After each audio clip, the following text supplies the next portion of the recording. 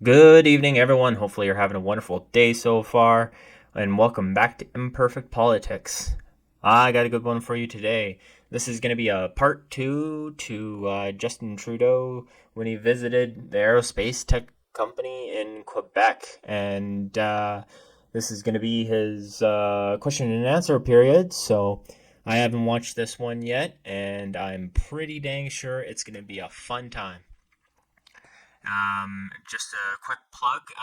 If you like this video, please give a like and subscribe. And with no further ado, let's get into it. So we'll start with question period, 20 minutes. We'll start with global. Good morning, Prime Minister. Sorry. Good, that's okay. There we are. Taria, Esri Global News. On Air Canada, you've said the best way for this to be resolved is at the bargaining table. So will the federal government commit to not intervening in this labor dispute? As we've said repeatedly, we need to make sure the parties are working extremely hard to resolve this. The Minister of Labour, Stephen McKinnon, met with both parties yesterday. Is continuing to put pressure on them by highlighting the millions of Canadians and the thousands upon thousands of businesses that rely on Air Canada every single day for their success.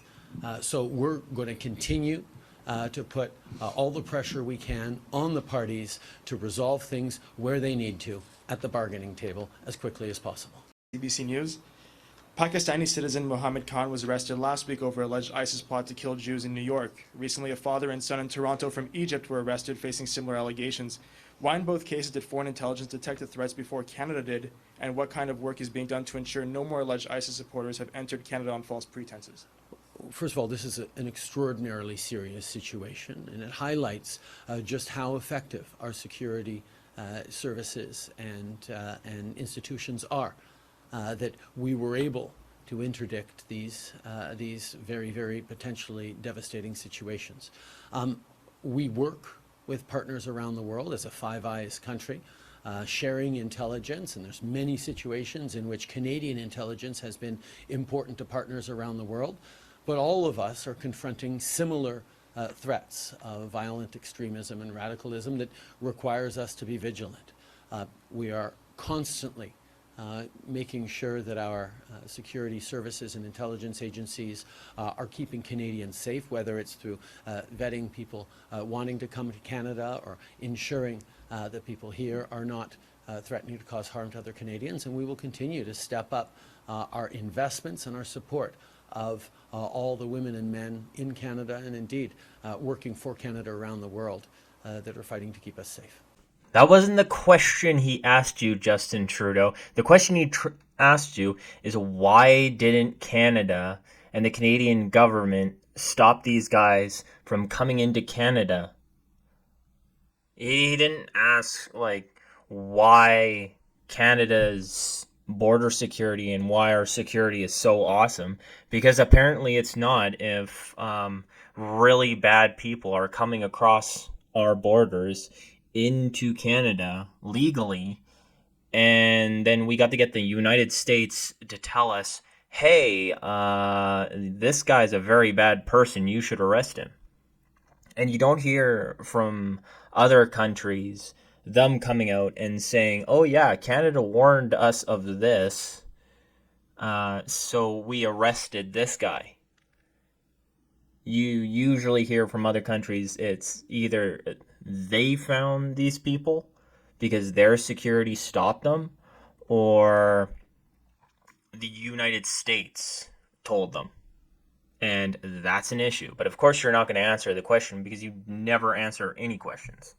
Good morning, Matt Gilmore, CTV News. I just want to ask you about the by-election that's happening on Monday in LaSalle and Mart Verdun. Another Liberal stronghold that appears to be up for grabs. You're here in Montreal today doing some local radio interviews later, something you haven't typically done as Prime Minister.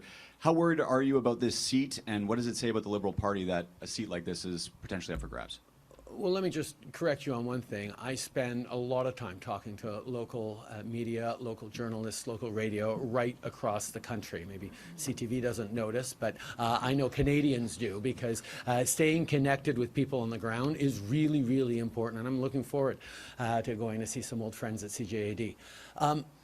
This by-election is really going to be an important moment of choice for Canadians and indeed for Montrealers. As a Montrealer, I know how important it is to make progressive choices for the future, to make choices that invest in our communities, investments like we're making here in St. Anne de Bellevue, but investments that also support families, whether it's the 650,000 seniors that we've helped go to get dental care over the past number of months because of the federal program, whether it's more spaces in childcare that we've been working on with Premier Legault, whether it's investing in a school food program, and hopefully we're going to be able to sign on quickly with Quebec because money is on the table to send more support to the organizations delivering school foods across Quebec. These are things concretely that Montrealers care about. And one of the things that Montrealers care about the most is protecting the environment, is fighting climate change. And we all know, we don't have to debate about it anymore, Pierre Poilievre and the Conservatives don't care about fighting climate change. Oh no, let's not debate this, because we all know, because I told you, that the Conservatives don't care about climate change. Actually, most Canadians know that the Conservatives do care about climate change. It's just the ones that you've convinced that don't. I say this every single time. Look right on the Conservatives' page. They have a whole list of what they're going to do and their bullet points. And one of their bullet points about the environment is invest in technology, not tax Canadians. It's to invest into green technology and environmentally friendly tech. But the Liberals want to pretend that the Conservatives don't have a plan because that's the only way that they can push forward their carbon tax agenda, which is destroying our economy and destroying Canadians. But I'm going to say something that might surprise you a little bit. I do believe that Jagmeet Singh and the NDP actually do care about the environment. It's just increasingly obvious that they have no idea what to do to fight against climate change. In the 2021 election, they had no serious environmental plan. And over the past years of our excellent agreement that delivered concretely for people on progressive priorities and made sure that Parliament was working for Canadians, they had no ideas on the environment. And one of the first things they do after walking away from that agreement to deliver progressive things for Canadians is walk away from any plan to fight climate change.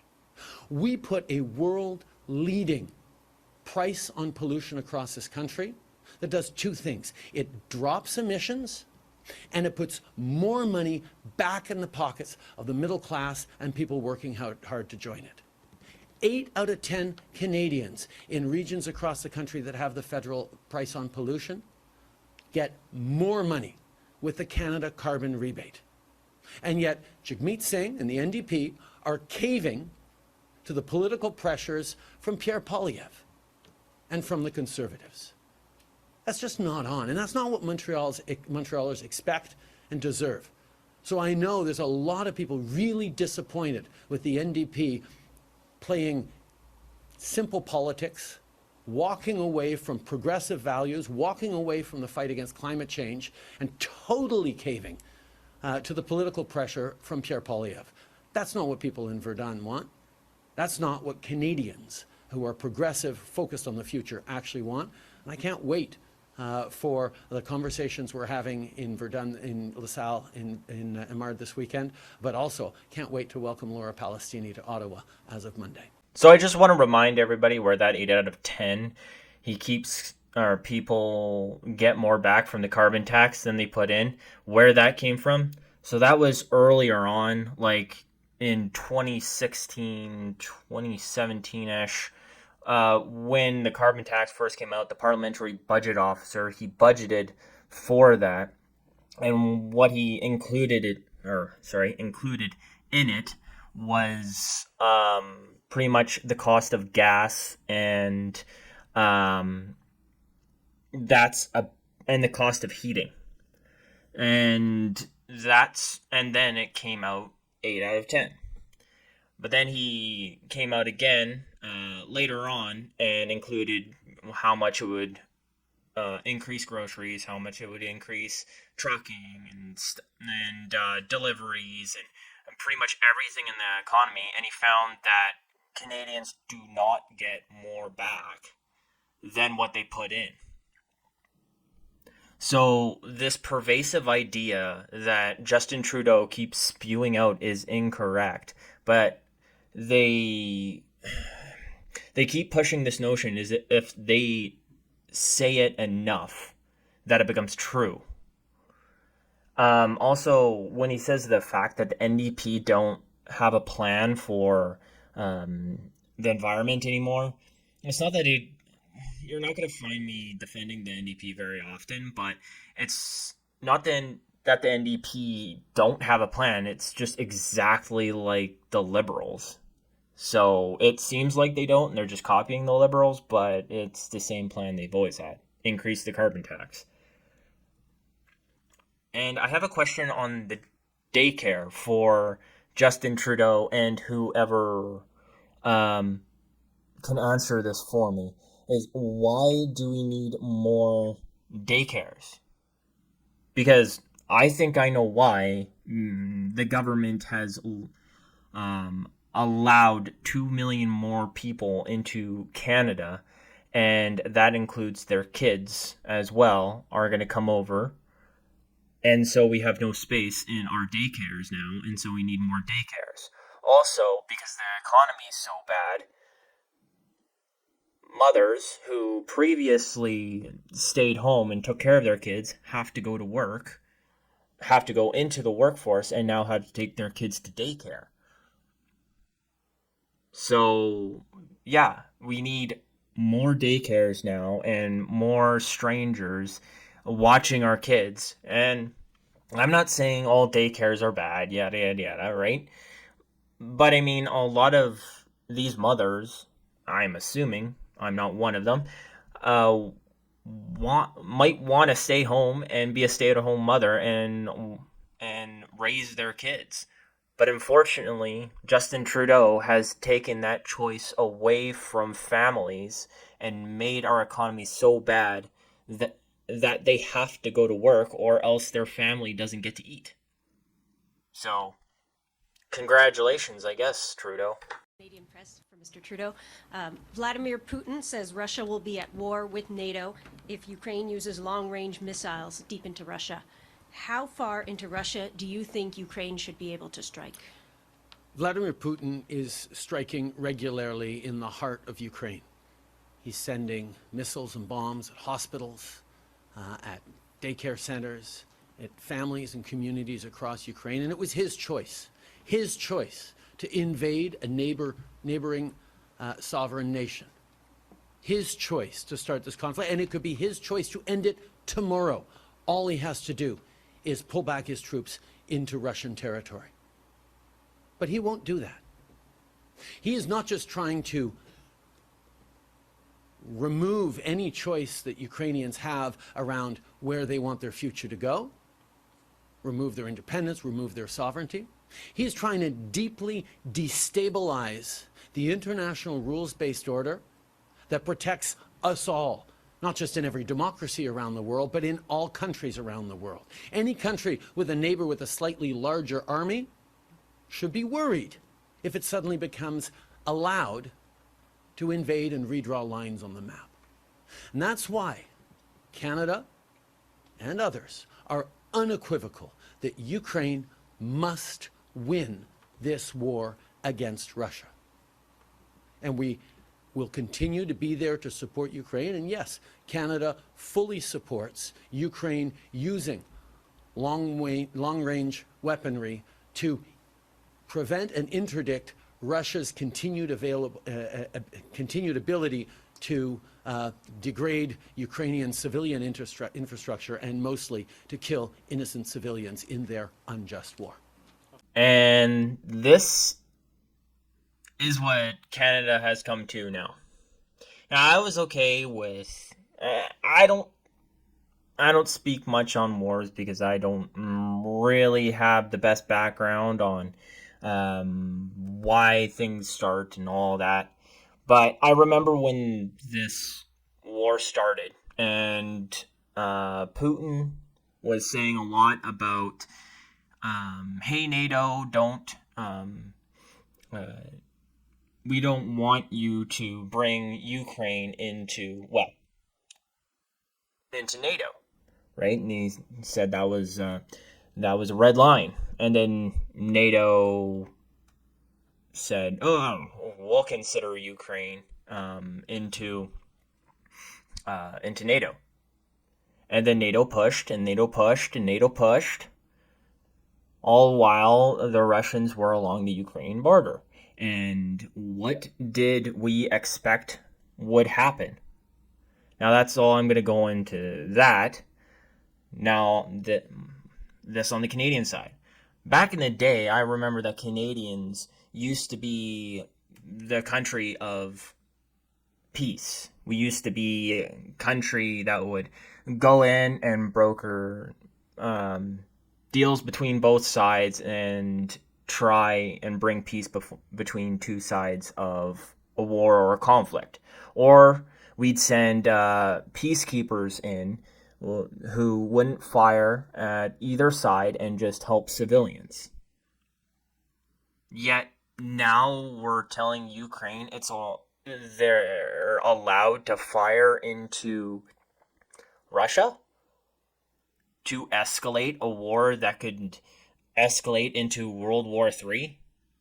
And I'm not saying that Russia's in the right or Ukraine's in the right or whatnot. I'm saying that Canada should go back to being the country of peace rather than sending weapons overseas to escalate wars. And at least if you're going to do that, say this is just to keep your borders. Do not fire. If you fire into the other country, we will stop providing you with everything. I don't know when it became okay to do this. But apparently the Trudeau and our government, it's fine. It's fine to escalate things because, I don't know, because it's overseas and it's not in Canada. I don't know. I don't understand it. I don't know why our government feels like this is appropriate, but apparently it is. Two final questions. Jeremy Bergeron, Radio Canada. My question is for Mr. Trudeau. How would you respond to those who have criticized you for taking in immigrants without considering the impact on the Atlantic? Do you have any indications that things need to change? Well, what we've done really is to bring provinces together to have a discussion. This is part of what we've talked about with Premier Legault. He'll be talking to his provincial counterparts to see who could take in more asylum seekers. In fact, we know that Ontario and Quebec as well are doing more than their fair share in terms of supporting asylum seekers. Now, this is a question of fairness with the rest of the country. We have to make sure that all provinces do their fair share. These are ongoing conversations, and we're happy to take part in those conversations to make sure that asylum seekers be supported in the right way and that their applications be processed properly, and that in the meantime they be in a position to make a contribution and they not be a weight for various provinces. Premier. Okay. Whoa. That's craziness what he's talking about. Because Quebec and Ontario let so many migrants and refugees and pretty much undocumented people into their, well, and what do you call it, like foreign students into their province. Now the government's planning on dispersing them across the provinces. Yeah, that's not going to work. Alberta has already said, we ain't taking any because we don't have the room. And we don't have the room. Have you seen the housing prices on, like, just rent in Calgary? A one-bedroom apartment, and I mean, like, a non-shithole, is about $1,300. And that's just, like, one in a house. And it's, like, not the best, but not the worst. Do you think a family will want to stay in a one-bedroom apartment? No. And yet, Justin Trudeau thinks he's going to force provinces to take more, take more migrants from Quebec and Ontario just because they screwed up, just because the federal government screwed up. I love it how these people who are born with silver spoons just think, oh, we can, other people can take it. Oh, fair share. Alberta's taken its fair share, and we've grown a ton with Canadians coming to Alberta and us taking in immigrants and migrants and foreign students. And you can already see with our housing prices that we are getting too full.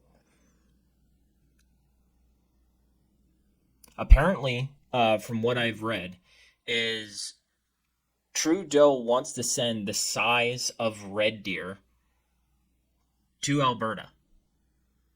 So hopefully all the provinces, and what it sounds like, all the provinces are banding together and saying, no, we are not taking anyone. Just because Quebec didn't close Roxham Road, and which is infamous of letting in people walking across, like literally walking across the U.S. border.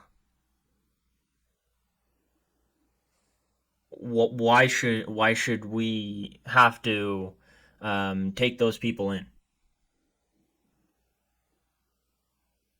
So like I like immigrants as much as the next guy. We're a land made of immigrants. It's just we have to do it responsibly, and our government is not doing it responsibly, and they think that they can just disperse them out and everything's all right. Like I said, this is an idea born of men born of with silver spoons and never had to deal with anything real in their life. They live behind gated communities and they're safe, and let us plebeians and us normal people deal with the consequences of their actions. So, enough of that rant. Let's see what Premier Legault of Quebec has to say about this. Well, look, first of all, let's be clear here. For the past 2 years, the number of temporary immigrants in Quebec has risen from 300,000 to 600,000, including 200,000 asylum seekers. Now, I understand that there are people want to come to Quebec because the situation in their home countries is very, very tough, and Quebec will always do our fair share, but there are limits to what we can do currently. We're unable to take in 600,000 temporary immigrants. We don't have the wherewithal to deal with the doubling of temporary immigrants from 300,000 to 600,000. There's a lack of housing. There's a shortage of teachers as well. There's a shortage of nurses. And that is a major issue for the future of French, especially here in Montreal. So what we've asked the federal government to do, what we've asked Prime Minister Trudeau to do, is to take prompt action to halve the number of asylum seekers in Quebec. We've been talking about this for 6 months. There have been no results to date, but when I talk to the premiers of the other provinces, they say that this is going nowhere. There's been no progress. I'd like to reiterate today that Quebec is no longer in a position to house 600,000 temporary immigrants. There's a lack of teachers, a lack of housing, a lack of nurses as well. And about a third of these people don't speak French. So that's a major issue for the future of French in Montreal. So it really is urgent that Mr. Trudeau take action, take real action to halve the number of temporary immigrants. A final question now. Junior. And you know why Quebec has this problem? Is because the majority of the people there vote Liberal. And who's the government that created this crisis? The Liberal government. So I can only assume that a majority of these Quebecers like the influx of immigrants, likes the influx of undocumented people there, and like the influx of temporary foreign workers. I assume that most Quebecers love that stuff because they majority vote Liberal. But now that Legault says, "Oh, there's a problem here. We're gonna let other provinces deal with the consequences of our actions." Well, we say no because we didn't vote for the Liberal government. And Quebec has more power in the amount of seats that we do. So, like I said, consequences meet actions. Same with Ontario. Hey, Toronto. You guys vote majority Liberal, and you guys have a bunch of seats in Parliament. You knew the Liberals loved just letting the doors open for anybody and everybody who wanted to come in. You're getting what you asked for, so I assume that you love it. I don't understand the problem. Yeah, also no la presse. Mr. Trudeau would like to pick up on what's happening at Air Canada. You talked about bargaining and that a deal needs to be found. Now, if the employer or the union is unable to come to an agreement, there will be upheaval. Are you prepared to deal with this issue? Well, I think we've shown as a government over the past few years just to what extent we support negotiated agreements.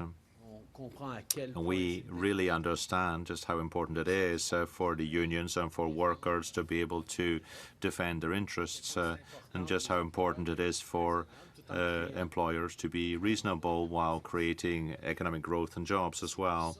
This is why we always support collective bargaining, and we won't intervene, we won't take action until we get to a point where it's clear that no negotiated agreement is possible. When there's a lack of good faith to actually reach an agreement, we don't want to live in a world where employers or unions can say, well, we'll just wait for the government to resolve the issue. It doesn't work that way. I expect both the union and the company, Air Canada, to do their job and to find a way of resolving the differences without endangering the well-being of millions of businesses and Canadians as well. when we say that we believe that the best results come. Okay then, well, apparently they said it right there, that they will not be imposing a get back to work order until the very last second. Let's see if they follow through. Only time will tell. From the bargaining table, we mean that. Done at the bargaining table. Well, I guess the rest of that was just the English version of it. I guess I could have just cut out the French and put in the English, but oh well. So, what do you think is going to happen during the pilot strike? Do you think it's going to go the same way as the railway strike went? Is the government going to come out right away and say, well, everybody get back to work, or not? Also, what do you think about these new satellites going up for double the amount Elon Musk says he could do it for? And what do you think on the other topics that were posed today? And other than that, that's all I got for you right now. I'm going to try and come out with another video tonight, and just wait for that one. If you like this video and like my other ones, if you can like the channel, then that would be awesome. And subscribe. I'm trying to get up to 300 subscribers by the end of the month. It seems like I'm going to hit it since there's only one more. But yeah, so hit that subscribe button. Helps the channel out. If you want to donate to the channel, I got a Buy Me a Coffee link down below. All of that goes back to the channel and really helps. So helps with getting better videos. So other than that, have a great day.